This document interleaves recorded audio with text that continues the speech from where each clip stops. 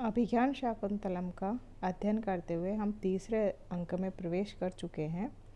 तीसरे अंक में 5 श्लोक तक हमने इस नाटक को पढ़ा, जिसमें हमने देखा कि राजा शकुंतला को ढूंढता हुआ लता मंडप में प्रवेश करता है और वहाँ पर वह सखियों के साथ शकुंतला को देखता है, जो कि शिलापट्ट पे लेटी हुई है और अस्वस्थ है। अब आगे देखिए। ततः प्रविशति यथोक्त व्यापारा स सखीभ्याम शकुंतला। उसके बाद में प्रवेश होता है उसी प्रकार का कार्य होते हुए सखियों के साथ शकुंतला का, मतलब कि शकुंतला लेटी हुई है और सखियां उसकी सेवा कर रही है। इस प्रकार का दृश्य मंच पर उपस्थित होता है। सख्यौ, सखियां कह रही है, उपवीज्य सही स्नेहम, हवा झलती हुई, स्नेह के साथ हवा झलती हुई कह रही है, हला शकुंतले अपि सुखयति ते नलिनी पत्र वाता है। सखी शकुंतला, क्या तुम्हें कमल के पत्ते की हवा सुख दे रही है? शकुंतला कह रही है, किम बीजिए तो माम सख्यौ, क्या मेरी सखिया मुझे हवा कर रही है? सख्यौ विषादम नाटयित्वा, सखियां विषाद का नाटक करते हुए परस्परम अवलोकित, एक दूसरे को देखती हैं। दोनों सखियां, शकुंतला को इतना भी पता नहीं चल रहा कि सखियां उसको कमल के पत्ते से हवा कर रही हैं, और वह पूछती है कि क्या तुम मुझे हवा करती हो? तो इस बात से दोनों सखियां जो है वह अत्यधिक दुखी होकर एक दूसरे को देख रही हैं। राजा कह रहा है, बलवद अस्वस्थ शरीरा शकुंतला दृश्यते, कि शकुंतला शरीर से अत्यधिक अस्वस्थ दिखाई दे रही है। सवितर्कम, फिर वितर्क के साथ वह कह रहा है, तत्किम अयम आतप दोष है शात, क्या यह ग्रीष्म का ही, लू लग जाने का ही दोष है? यह इतनी अस्वस्थ है शकुंतला, तो क्या यह लू लग जाने के कारण ही है? उत यथा में मनसी वर्तते, अथवा मेरे मनोरथ के अनुसार, मतलब वह ये संदेह प्रकट कर रहा है कि क्या लू लग गई है वास्तव में, अथवा ये मेरे जैसी ही इसकी भी अवस्था हो रही है। स अभिलाषम निवर्ण्य, अभिलाषा के साथ देखकर कहता है, अथवा कृतम संदेह है, अथवा संदेह नहीं करना चाहिए। क्यों? तो वह शकुंतला का वर्णन करते हुए कह रहा है, स्तनश्यत उशीरम शिथिल मृणाल एक वलयम प्रियायाः स बाधाम किमपि कमनीयम वपु इदम समय तापः कामम मनसिज निगाद प्रसरयो न तो ग्रीष्मस्येवं सुभगम परार्धम युवतीषु। राजा कह रहे हैं कि स्तन्यो उशीरम, जिसके वक्ष पर उशीर का लेप लगा हुआ है, ऐसी शिथिल मृणाल एक वलयम, और एक हाथ में जिसने मृणाल यानी कमल नाल का कंगन पहना हुआ है जो ढीला पड़ गया है, ऐसी प्रिया सा बाधाम किमपि कमनीयम वपुइदम, इत्यादिक बाधा होते हुए भी उसका शरीर जो है वह कमनीयम, बहुत ही सुंदर, वपु यानी शरीर दिखाई पड़ रहा है। इतने अधिक कष्ट में होते हुए भी यह शकुंतला का जो शरीर है वह अत्यधिक सुंदर दिखाई पड़ रहा है। समय तापः कामम मनसिज निगाद प्रसरयो, कामम यानी भले ही मनसिज, मनसिज यानी प्रेम, और निगाद यानी ग्रीष्म ऋतु। मनसिज और निगाद, ग्रीष्म ऋतु और कामदेव का जो प्रसार के कष्ट का जो ताप है वह भले ही समान है। समय है, ताप है, समान है उन दोनों का ताप। काम यानी प्रेम और ग्रीष्म का जो प्रसार है वह, उसका जो ताप है वह भले ही समान है, किंतु न तु यानी किंतु ग्रीष्मस्येव सुभगम परार्धम युवतीषु, ग्रीष्म का जो ताप है वह युवतियों में इस प्रकार के सौंदर्य को बढ़ाने वाला नहीं होता है। ग्रीष्म का जो संताप है वह न सुभगम, इस प्रकार सौंदर्य को बढ़ा नहीं पाता है युवतियों में। ये राजा अपने तर्क से बात कह रहा है। शकुंतला अभी भी इतनी सुंदर लग रही है। राजा के कथन का आशय है कि ग्रीष्म का ताप तथा लू लगने से जो शरीर अस्वस्थ हो जाता है उसका लावण्य क्षीण पड़ जाता है, किंतु शकुंतला का जो लावण्य है वह अधिक आकर्षक हो गया है, इसलिए उसे कामदेव का ही ताप लगा है। वह राजा यह कहना चाह रहा है। तो इस श्लोक में ग्रीष्म के ताप की अपेक्षा काम के ताप को या प्रेम के ताप को विशेष बताया गया है, इसलिए यहाँ व्यतिरेक अलंकार है। शरीर संताप के निरूपणार्थ प्रथम चरण में द्विविध विशेषण रूप कारणों का उल्लेख होने से समुच्चय अलंकार भी है, और शकुंतला के अस्वस्थ होने पर भी शरीर में लावण्य की उत्पत्ति का वर्णन होने से कारण भाव से कार्य की उत्पत्ति होने से विभावना अलंकार भी यहाँ पर है।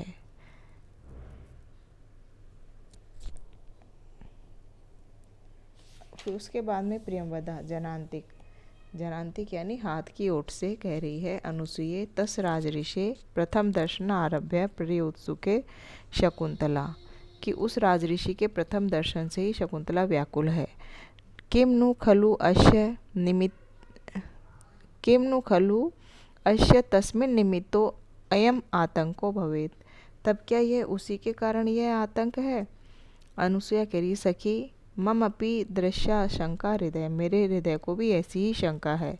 भवतु प्रक्षामि तावदेनाम, तो ठीक है इसी से पूछ लेते हैं। फिर प्रकट में वह कह रही है, अभी तक तो वे जनांतिक हाथ की ओर से एक दूसरे से बातें कर रही थी, अब प्रकट में सखी से कह रही हैं शकुंतला से कि सखी पृष्ठव्यासी किमपि, तुमसे कुछ पूछना चाहते हैं।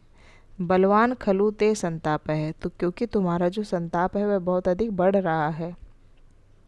शकुंतला पूर्वार्धेन शयनाद उत्थाय, आगे से थोड़ा सा उठकर, शयन से थोड़ा ऊपर उठकर कह रही है, हला किम वक्तु कामासी, क्या कहना चाहती हो। अनुसूया कह रही है, हला शकुंतले अनभ्यंतरे खलु आवाम मदन गतस्य वृत्तांतस्य, कि सखी शकुंतला अनभ्यंतरे अनभिज्ञ हैं, हम नहीं जानते हैं, निश्चय ही खलु निश्चय ही, आवाम हम दोनों, मदन गतस्य वृत्तांतस्य हम प्रेम के प्रसंग को नहीं पहचानते हैं, प्रेम में क्या हो जाता है कैसे हो जाता है ये हम नहीं जानते हैं। किंतु यादृशी इतिहास निबंधेषु कामायमान अवस्था श्रूयते तादृशीम तव पश्यामि, लेकिन इतिहास की कथाओं आदि में प्रेमियों की जैसी अवस्था हम सुनते आए हैं उसी प्रकार हम तुम्हें देख रहे हैं उसी अवस्था में। कथम किम निमित्तम ते संताप है, बताओ तुम्हारे संताप का क्या कारण है। विकारम खलु परमार्थतो अज्ञात्वा अनारंभ है प्रतिकारस्य, कि विकार को निश्चयी अच्छी प्रकार से जाने बिना, परम अर्थ अज्ञात्वा यानी कि पूर्ण रूप से जाने बिना, अनारंभ है प्रतिकार है, उसका हम तोड़ प्रारंभ नहीं कर सकते, उसका जो है इलाज या चिकित्सा प्रारंभ नहीं कर सकते हैं जब तक कि हमें रोग का कारण सही पता ना हो। राजा कह रहा है, अनुसूया मम अपि अनुगतो मदीय तर्क है, कि अनुसूया भी मेरे तर्क का ही अनुसरण कर रही है, जिस प्रकार से मैं सोच रहा हूँ उसी प्रकार से अनुसूया भी सोच रही है। नहीं स्वाभिप्रायण से दर्शनम, कि मैं केवल अपने अभिप्राय से ही ऐसा नहीं सोच रहा था, यह अनुसूया भी ऐसा ही सोच रही है शकुंतला के बारे में। शकुंतला कहती है, आत्मगतम अपने मन में कह रही है, बलवान खलु में अभिनिवेश है, इदानीम अपि सहसई तयो न शक्नोमि निवेदितुम, कि निश्चय ही मेरी जो अभिलाषा है वह बहुत बलवान है, निश्चय ही जो मैं आसक्ति जहाँ रख रही हूँ वह बहुत ही बलवान है, इसलिए इस समय सहसे ही तयो शक्नोमि निवेदितुम, इनको बताने में मैं समर्थ नहीं हो पा रही हूँ, मैंने इतनी बड़ी अभिलाषा कर ली है कि मैं इसको इन मेरी सखियों को बताने में असमर्थ हो रही हूँ। प्रियंवदा कह रही है, सखी शकुंतले सुष्टु ऐसा भणती, यह सही कह रही है, अनुसूया सही कह रही है। किम आत्मन आतंक उपेक्षा से, क्यों अपने आतंक का अपनी पीड़ा की उपेक्षा कर रही हो। अनुदिवसम खलु परिहाय से अंगई, तुम निरंतर प्रत्येक दिन अंगों से क्षीण होती जा रही हो, मतलब बहुत कमज़ोर होती जा रही हो। केवलम लावण्यमयी छाया तो आमना मुंचती, केवल एक लावण्य की छाया जो सुंदरता की एक छवि है वही तुम्हें नहीं छोड़ रही है, बाकी तो तुम्हारा जो शरीर है वह बहुत कृश हो गया है।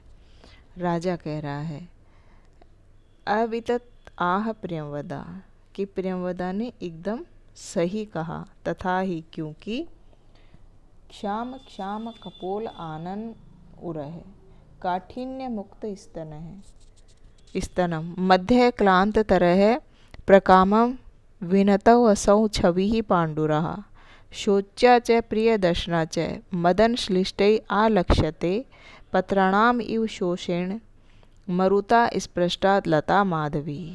कि वह शकुंतला का वर्णन कह रहा है कि क्षाम क्षाम कपोल आनन उर आनन, उसका जो मुख है वह दुर्बल कपोलों वाला, दुर्बल गालों वाला हो गया है। उसका मुख कैसा हो गया है? क्षीण गालों वाला हो गया है। उसके गाल जो हैं वह पतले हो गए हैं।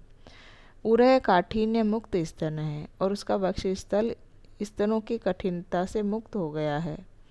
मध्य है क्लांत तरह है, कटी प्रदेश उसका जो मध्य भाग है वह अत्यधिक कृश हो गया है, क्लांत एकदम क्षीण हो गया है। प्रकामम विनीत असौ, और जो कंधे हैं वह झुके हुए हो गए हैं। छवि जो है, सुंदरता जो है उसकी वह पीली पड़ गई है, पांडुरा यानी पीली पड़ गई है।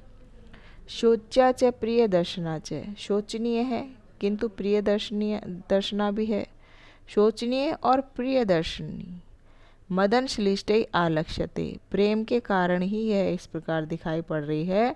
पत्राणाम इव शोषेण मरुता स्पृष्टा लता माधवी, कि जैसे माधवी लता को पत्तों को सुखा देने वाली लू लग जाती है, जिस प्रकार से माधवी लता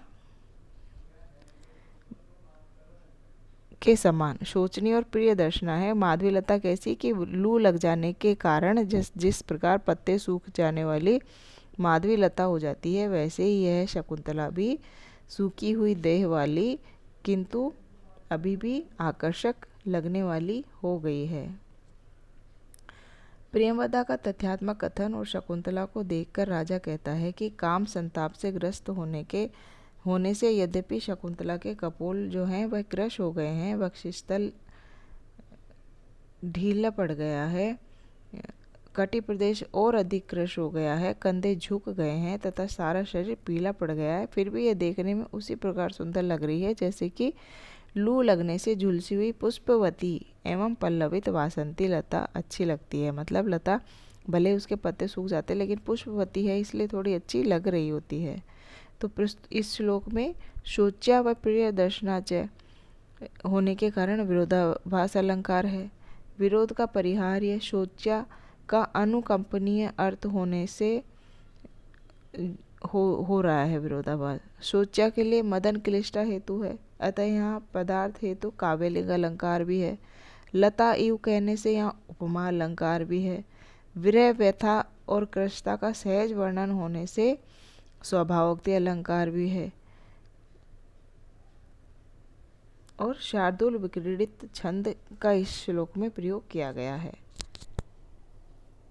उसके बाद शकुंतला कहती है, सखी कश्य वान्यस्य कथिष्यामि, किस प्रकार से कहूँ मैं आप लोगों को ये कैसे सखी कश्य वानस्य कथिष्यामि, कि किसे कहूँगी, अन्य किसी, कश्य यानी किसी अन्य को कहने जाऊँगी, तुम्हें नहीं कहूँगी तो किसे कहूँगी। किंतु आयास दात्री इदानीं वाम भविष्यामि, किंतु मैं तुम्हें दुख देने वाली ही बनूंगी। इस समय मैं तुम्हें बताऊंगी लेकिन मैं तुम्हें दुख देने वाली ही बनूंगी। उभे दोनों कहती हैं, दोनों सखियाँ, अतएव खल्लू निर्बंध है, इसीलिए तुम्हें प्रार्थना कर रहे हैं, इसीलिए तुम्हें कह रहे हैं कि तुम हमें बताओ, यह हमारा आग्रह इसीलिए है तुमसे। स्निग्ध जन संविभक्तम ही दुखम सह्य वेदनम भवती, कि स्निग्ध जन यानी प्रिय लोगों में समविभक्तम बांटा गया जो दुख है वह सह्य वेदनम, उसकी जो पीड़ा है वह सहन करने योग्य हो जाती है। प्रियजनों में बांट देने से जो दुख की पीड़ा है वह कम हो जाती है, मतलब सहन करने योग्य हो जाती है। राजा कह रहा है, पृष्ठा जनेन सम दुख सुखेन बाला, न अयम न वक्ष्यति मनोगतः अधिहेतुम, दृष्टो निवृत्तः बहुशो अपि अनया सतृष्णाम अत्रांतरे श्रवण कातराम गतो अस्मि।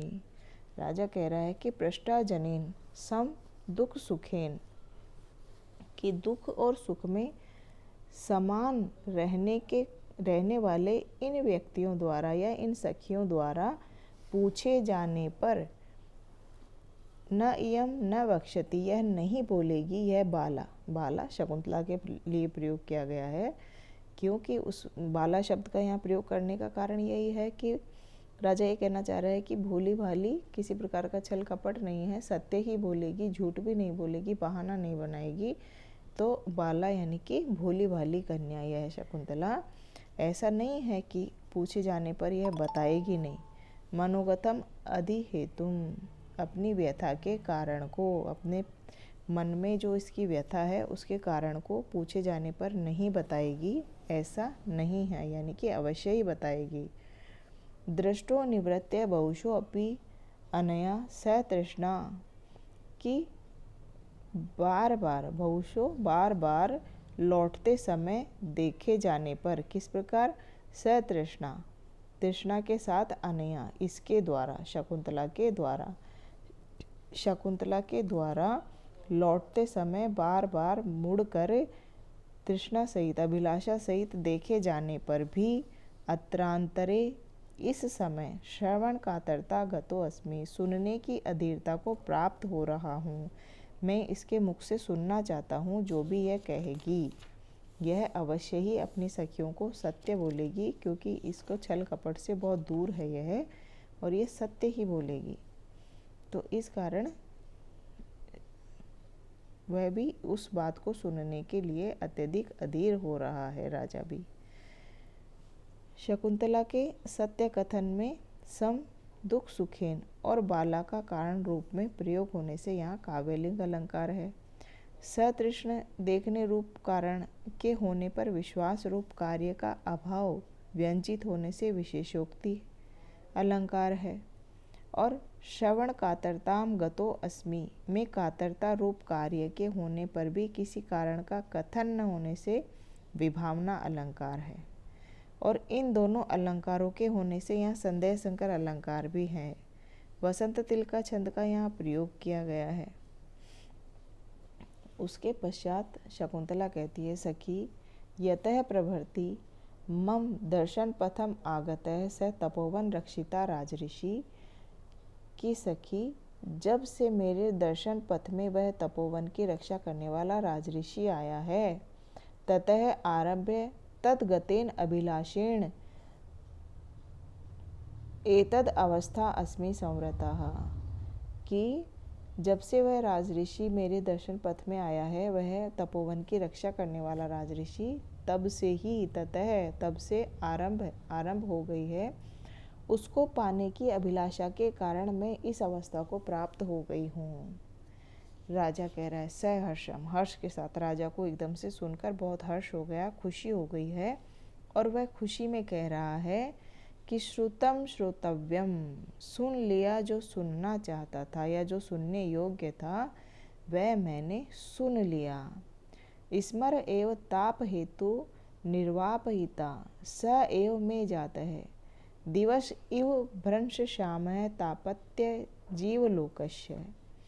राजा कह रहे हैं कि तापत्य यानी ग्रीष्म ऋतु की समाप्ति हो जाने पर, ग्रीष्म के समाप्त हो जाने पर जीवलोकस्य यानी प्राणी समूह का, इस संपूर्ण प्राणियों का या इस संपूर्ण जीवन का अभ्र श्याम है, मेघों से काले दिवस यानी दिन के समान ही, जिस प्रकार ग्रीष्म ऋतु के समाप्त हो जाने पर संपूर्ण प्राणियों के लिए मेघों से भरा हुआ दिन हो जाता है, उसी प्रकार से स्मर एव कामदेव ही मैं ताप हेतु मेरे संताप का कारण थे, एवं सह एव निर्वापयिता जाता है, और वही मुझे शांति देने वाले हो गए हैं। इसमें इस प्रकार दिन और कामदेव के बारे में बताया गया है कि जो दिन हैं, जो ग्रीष्म ऋतु में जो दिन बहुत ही पीड़ा दे रहे थे, बहुत कष्ट दे रहे थे, वे ही दिन ग्रीष्म ऋतु के समाप्त हो जाने पर जब बादल आच्छादित हो जाते हैं, चारों तरफ से छाया हो जाती है और मेघ बरसते हैं कुछ कुछ,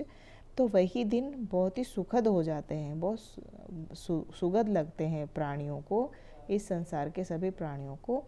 उसी प्रकार से कामदेव ही, स्मर यानी कामदेव ही ताप हेतु ताप के कारण थे, और निर्वापहिता स एव में जाता, मेरे लिए वही शांति के कारण बन गए हैं। अभ्रश्यामा के स्थान पर अर्धश्यामा पाठ भी कहीं कहीं पर मिलता है, जिसका अर्थ है कि आधे भाग में मेघों से भरे हुए, मतलब आधे भाग जो एक दिन सूर्य की गर्मी के कारण हमें ऐसा ये हो जाता है, वही शाम के समय यदि मेघ छा जाते हैं या किसी भी समय मेघ छा जाते हैं तो वही दिन हमें अच्छा लगने लगता है। तो ताप हेतु व ताप नाशक एक ही चीज होने के कारण यह विरोधाभास अलंकार है, परंतु भिन्न आश्रयगत होने से विरोध का परिहार हो जाता है। कोई आचार्य यहाँ तापजनक और तापनाशक वर्णन से विषम अलंकार भी मानते हैं। दिवसी दिन के साथ उपमा देने से उपमा अलंकार भी है, और आर्य जाति नामक छंद का इस श्लोक में प्रयोग किया गया है। शकुंतला कहती है, यदि वाम अनुमतम तथा तथा वर्तेताम यथा तस्य राजऋषे अनुकंपनिया भवामी। तो तुम्हारी अनुमति हो तो तुम अगर उचित समझो तो वैसा ही करो कोई उपाय, जिससे कि मैं उस राजऋषि की कृपा का कारण बन जाऊं। अन्यथा अवश्यम चिंतया में सिंचत में तिलोदकम, अथवा अवश्य ही मुझे तुम तिलांजलि दे देना। राजा संशय छेदी वचनम, कि सभी प्रकार के संदेहों को दूर करने वाला वचन है यह कथन सभी प्रकार के संशयों को दूर कर देता है। अब तो कोई किसी प्रकार का संशय ही नहीं रहा कि शकुंतला ने ये कह दिया कि या तो उससे मिलाओ या तो मैं मर जाऊंगी। प्रियंवदा जनांतिक हाथ की ओर से कह रही है अनुसूये, दूरगत मनमथा अक्षम इयम कालहरण से, इसका जो प्रेम है वह बहुत दूर पहुंच गया है और यह समय की मार को झेल नहीं सकता। यस्मिन बद्ध भावेशा, और इसने जहाँ पर भाव बांधा है, जिससे प्रेम किया है, स ललाम भूत है पौर्वाणाम, वह पूर्ववंश का सर्वश्रेष्ठ पुरुष है। तद युक्तम अश्य अभिलाषो अभिनंदितुम, तो निश्चय ही इसकी जो अभिलाषा है उसका अभिनंदन करना चाहिए। अनुसुईया कह रही है, तथा यथा भणसी, हाँ जो तुम कह रही हो वही सही है। प्रियंवदा प्रकाशम प्रकट में कहती है, सखी दिष्ट्या अनुरूप है ते अभिनिवेश है, कि सखी जो तुम्हारा प्रेम है वह भाग्य से अनुरूप ही, तुम्हारे अनुरूप ही है।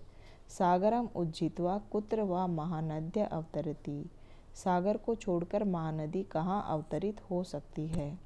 कह इदानीम सहकार अंतरेण अतिमुक्त लताम पल्लविताम सहते, सहकार को छोड़कर कौन पुष्पित या पल्लवित माधवी लता को धारण कर सकता है। मतलब कि राजा दुष्यंत और शकुंतला के लिए कहा है कि दोनों ही एक दूसरे के लिए सौभाग्य से एक दूसरे के लिए ही जो इनका प्रेम है वह सही है। तुम इतनी सुंदर और सर्वगुण संपन्न हो तो तुम्हें केवल राजऋषि दुष्यंत ही सहारा दे सकते हैं, या वो ही तुम्हें प्राप्त कर सकते हैं। और ऐसे ही बात वही है कि राजा और शकुंतला दोनों की श्रेष्ठता को यहाँ बता दिया गया है। राजा कह रहा है, किम अत्र चित्रम यदि विशाखे शशांक लेखा अनुवर्तते। राजा उन दोनों सखियों के लिए कह रहा है कि इसमें क्या आश्चर्य है यदि विशाखा नक्षत्र चंद्रमा का अनुसरण करते हैं। तो यहाँ पर आप देखिए कि कालिदास ने जगह जगह सूक्तियों का वर्णन किया है, जैसे कि सागरम उज्जित्वा कुत्र वा महानदी अवतरती। ऐसे ही यहाँ पर कि किम अत्र चित्रम यदि विशाखे शशांक लेखा अनुवर्तते, विशाखा नक्षत्र जो है वह हमेशा चंद्रमा के पीछे ही चलते हैं। तो ऐसे ही राजा इन दोनों सखियों को विशाखा नक्षत्र और शकुंतला को चंद्रमा बताते हुए कह रहा है कि इन दोनों का ये अनुसरण करेंगी ही।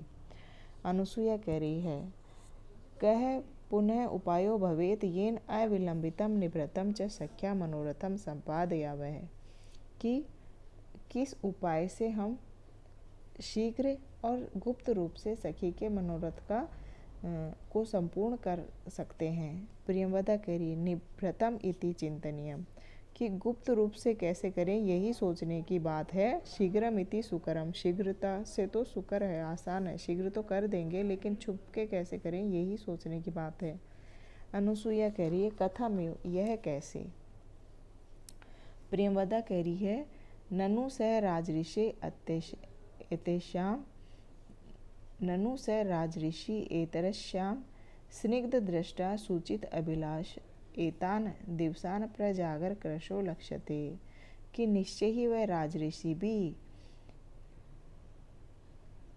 इसके प्रति स्निग्ध दृष्टि रखने के कारण, आज इसके प्रति वह भी स्निग्ध दृष्टि रखते हैं, प्रेम की दृष्टि रखते हैं, अभिलाषा रखते हैं, और इसी कारण रात दिन इन दिनों वह जागने के कारण, जागने के कारण कृश भी दिखाई पड़ रहे हैं।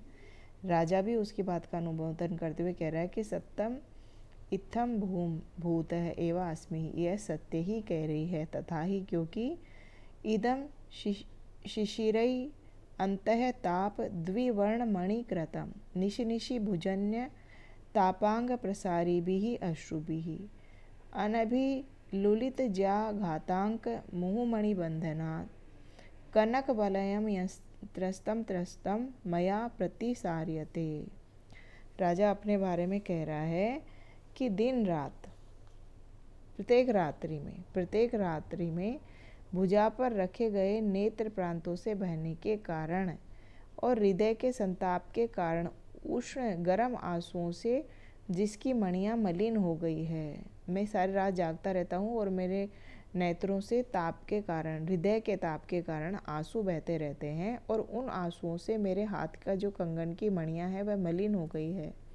और जिसने धनुष की प्रत्यंचा के रगड़ के चिन्ह को स्पर्श नहीं किया है, ऐसा यह सोने का जो कंगन है मेरी कलाई में बार बार खिसकाता हुआ मेरे द्वारा पुनः पुनः सरकाया जाता है, नीचे आ जाता है। कृशता के कारण मैं कृश हो गया हूँ, इस कारण से यह नीचे आ जाता है और बार बार मैं इसको ऊपर सरकाता हूँ। इस प्रकार यहाँ पर राजा का एक स्वाभाविक वर्णन होने के कारण स्वाभाविक अलंकार है। उष्ण अश्रु प्रवाह को मणियों की विवर्णता का कारण बताने से काव्यलिंग अलंकार है, और कार्य रूप वलय के त्रस्त होने से कारण रूप कृष्णता की व्यंजना से प्रयोक्ति अलंकार भी यहाँ पर है, और हरिणी नामक छंद का यहाँ पर प्रयोग किया गया है।